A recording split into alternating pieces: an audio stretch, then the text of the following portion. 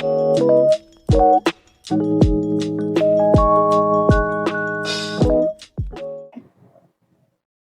everyone, welcome to the Profitable Art Workshop. In this workshop, we're going to learn how to set up a profitable Facebook advert. By the way, my name is John Bosco Ife. People call me J, Boss J, Mr. J, any J you can think of, right? Just call me J. I'm a digital marketing consultant, I'm a climate activist, and I'm a human rights advocate. Okay? I am the founder and CEO of Ife Solutions Limited. I am the award-winning creator for Ecom Sniper 2.0. You must have heard of it. It's very popular. I'm a co-founder in many places, but this workshop is not about me, right?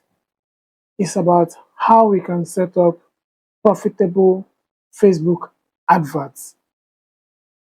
In this workshop, we're going to be looking at the myths and mistakes people make in Facebook advertising that makes them become unprofitable.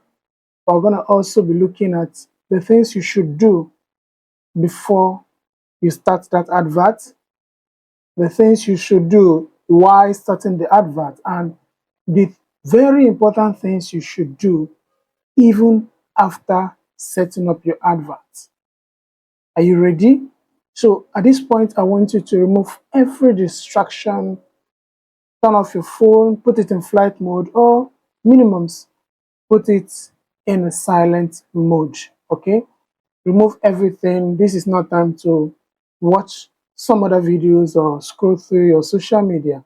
This is the time for business because money makes money.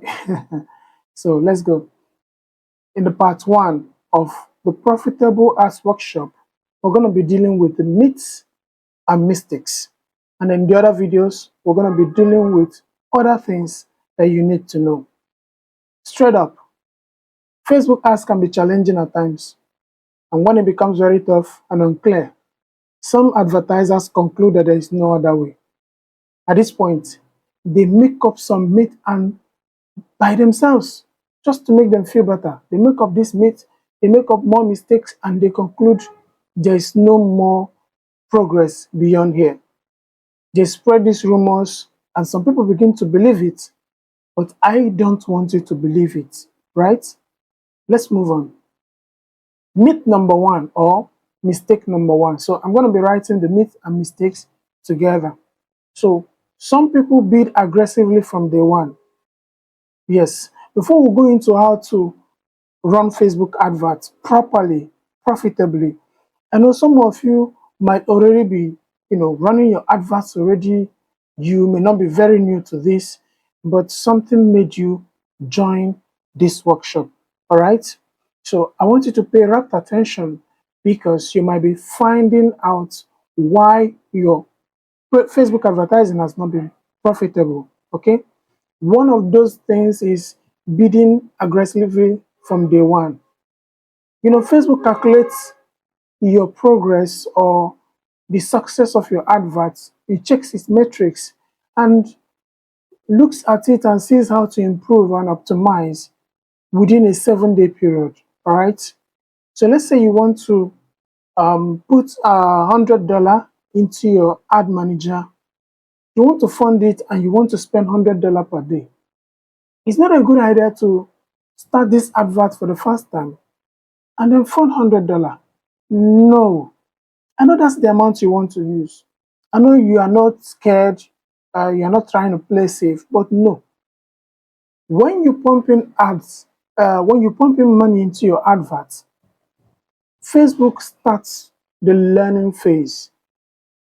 At the learning phase, it will start spending. Obviously, it will spend. And when Facebook is spending your money, they're trying to get real results. But remember, it's a learning phase. So at this point, they make a lot of mistakes and they understand how things work. Will you be very patient for the next 7 days, even if you are not getting results? Would you be willing to spend $700 in 7 days before your ad fully understand how it should be. Now, how about testing it out with $20? I know you have all the money there, but $20 is still okay. How about you split your ads, have multiple ad sets, have some variations, target different set of people in each of them, different audience, and have different creative in the ads in under each of the assets. How about spreading that $20 into $20 per ad set, and then you have maybe 5 ad sets with 5 or 10 ads, and then you have the $20 each on each of them, making it a total of $100. Now, here is the advantage. Because the ad sets are having different configuration, because the creatives are totally different, you begin to see difference in results from each of these adverts, right? So when you see different results, you are able to determine which of them is the winners and which of them are the money wasters, right? And then when you find out which of them, you begin to trim. Now, if you have about 5 ads and 3 ads are doing actually well, you can kill the other 2 ads, right? And then give the remaining 3 ads some time to see which of them shows up properly, and you kill the remaining 2. Okay. Now that one ad that you have is running. Don't lie down there, right? There is still room to duplicate that ad, see what's working there, and see how you can double what's working there. Okay, I'll give you an example. If, for example, you are targeting somewhere like Texas in your adverts and targeting every other place, but you notice that Texas is doing well. Okay, Texas has a good population. Why not also target California, right? So if you are targeting people who are very interested in luxury items and it's working, why not try targeting people who are frequent flyers, frequent travelers? So when you bid aggressively from day one without finding out what your winner is, you tend to waste a lot of money, and then you get frustrated because you lose a lot of money within the learning phase. Okay? Remember, if you are running so fast but in the wrong direction, you are doing worse, you are causing yourself worse problems than when you are standing at a point planning properly. Mistake number 2. Most people just create a new ad account, create a new page, set up a new pixel, and with no engagement, no building up of data for the pixel, they straight up fire their adverts, trying to get leads, trying to convert. You go straight into conversion optimization, and you do not have any data in your pixel. Now, here is the guy, because I will show you the myth, the mistake, but I'll also show you what the solution is, right?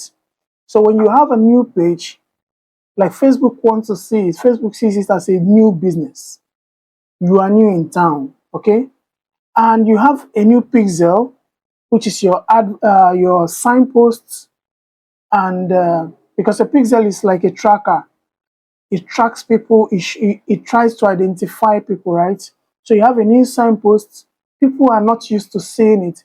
People begin to see your advert gradually, they begin to get to know about your business gradually, right? So that signpost should become popular with time. That's how your pixel works. People see your signpost, they get to your office within a space of time. They begin to move from 1 person per day to 2 people per day to 10 people per day, and before you know it, you become the popular business in town, right? But Rome was not built in a day. Now you have no engagement. I'm going to tell you something here, please. Listen, listen, please. So when you are running an advert, let's assume you are running an advert for purchase. You are converting for sales. There are people who will buy from you but they do not comment, they do not like posts, they do not react, they do not engage. Among these people, there are some people who will not want to buy from you, they will not take your business serious because they do not see engagement. I said you should listen, please. They do not engage, but they like to see engagement before they make a purchase. They want to see comments on your page. They want to see that you are replying to comment on the page. It gives them an impression that whenever they need your attention, that you will be there to reply to them. So do not get a new page, a new pixel, a new ad account, and then you fire for purchase. Try to run a little engagement advert, even if it's for only 3 days. Try to run landing page view to generate more data from your website. Those who saw your landing page, those who clicked your link and got your landing page will be many, but not all of them will buy. But buying from you takes a number of steps, and the first step is landing page view. So when you run a landing page view for a new website, a new page, a new pixel, a good number of people will go to your landing page, right? And among them are the buyers. So you want to give your pixel enough data so that when you begin to run for leads, run adverts for purchase, your pixel will at least understand those who have been to your website. It means they are interested, and begin to find out those who also look like them. All right? Mistake or myth number 3. Optimizing and scaling conversion without sufficient pixel data. This is exactly what I was talking about. So you started an advert, you are getting 1 lead here, 2 sales here, and then you increase the budget. Are you all even aware that you should not increase the budget of your campaign beyond 15% at once, at least in 3 days? Surprised? Yes. When you are just pumping money into your advertising, it doesn't make Facebook begin to give you more reach and all that just like that. This is machine learning. So you don't start pumping money into your campaign until you have gotten sufficient pixel. More on this pixel as we progress. Mistake number 4. Wrong lookalike ad system. When you run lookalike, how do you run it? Do you just go to a lookalike audience and you say everyone that has visited my website? Do you include people who has visited your page? How are you doing that? This will determine your success or failure when you run retargeting or proper advertising. We'll talk more on that as we proceed. So, myth number 5, capitalizing on winning products. Sometimes I laugh so hard when someone say, "Oh, I got a winning product. This product is so winning." Oh, come on. How did you know it's a winning product? What makes it a winning product? Okay, now, what people refer to as a winning product is a product that has made sales, generated a lot of revenue. How about looking at it from the other side?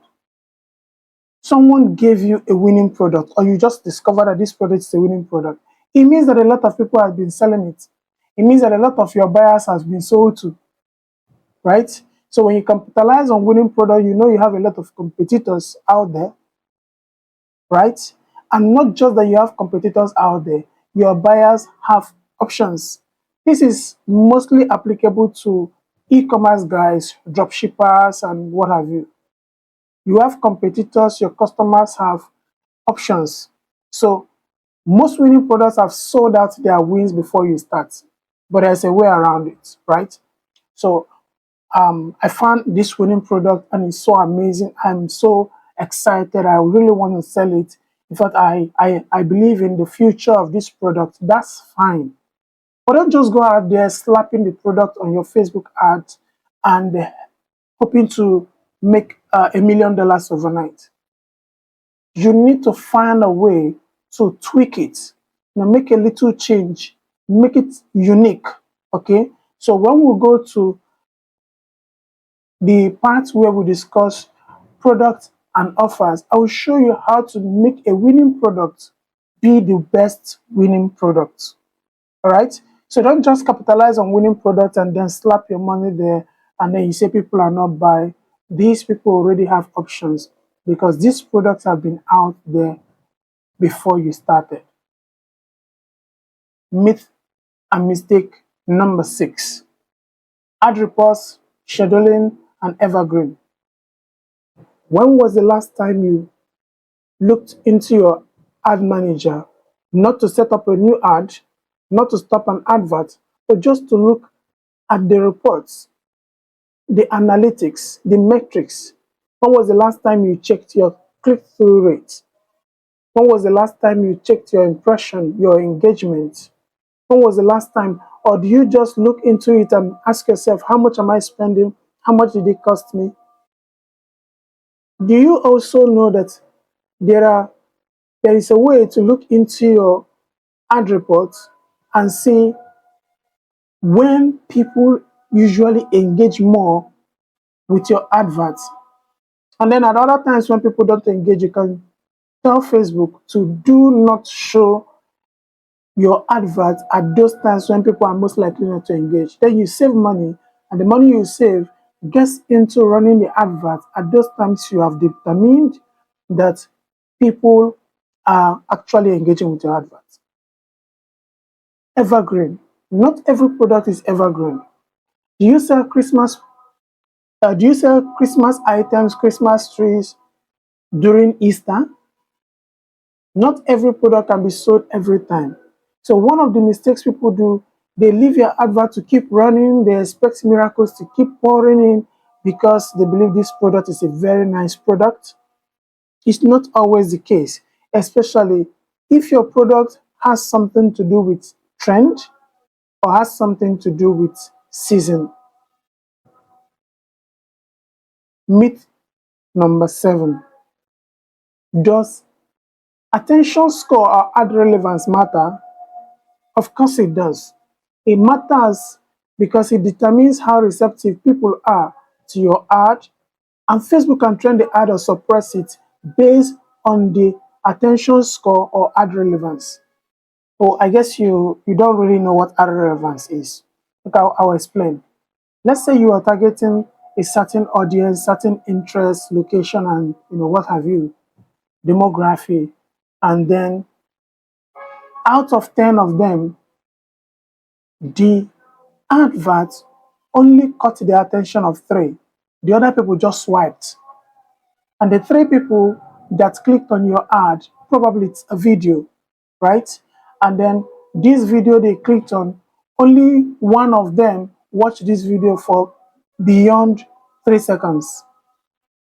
What do you expect? Facebook would conclude that your ad is not relevant, that your ad is not, you know, resonating with the people, and they suppress your advert. Facebook is an auction-based system, so when they suppress your advert, they have more space and time and people and audience to show the advert of other people. So you want to make sure that your creative, your ad copy is so attractive that Facebook says, oh wow, Facebookers like this, Instagrammers like this. And once this happens, Facebook begins to trend your adverts, and eventually you realize that because you are having more people see your advert and more people reacting to it, your cost per mile is lower, your cost per click is lower, your click-through rate is higher, your landing page view is higher, and eventually your lead count or purchase count is higher. Mistake number 8 or myth number 8. Who is rich on Facebook? I get it. Facebook, everybody is rich. internet is a leveler, everybody has access to everything together, but Facebook actually knows who is rich. Are you into real estate or you are selling a luxury item, high ticket? Have you tried to target frequent travelers, CEOs? Have you tried to target people who own companies, who are decision makers in a company? Have you tried to target the right people? Sometimes you target people who can't afford to buy your product or buy your service. And that is why sometimes you run an advert, you see a lot of impressions, you see a lot of clicks, landing page views, but nobody is buying. You see a lot of people, they add to carts, but they are not checking out. You see a lot of people are adding to wish lists, but they don't add to carts and they don't check out. It could be the price. So probably you are selling something that is for rich and you are selling it to the poor, all right? Or you are selling something for the rich, but you're advertising it like a poor thing. Think about it.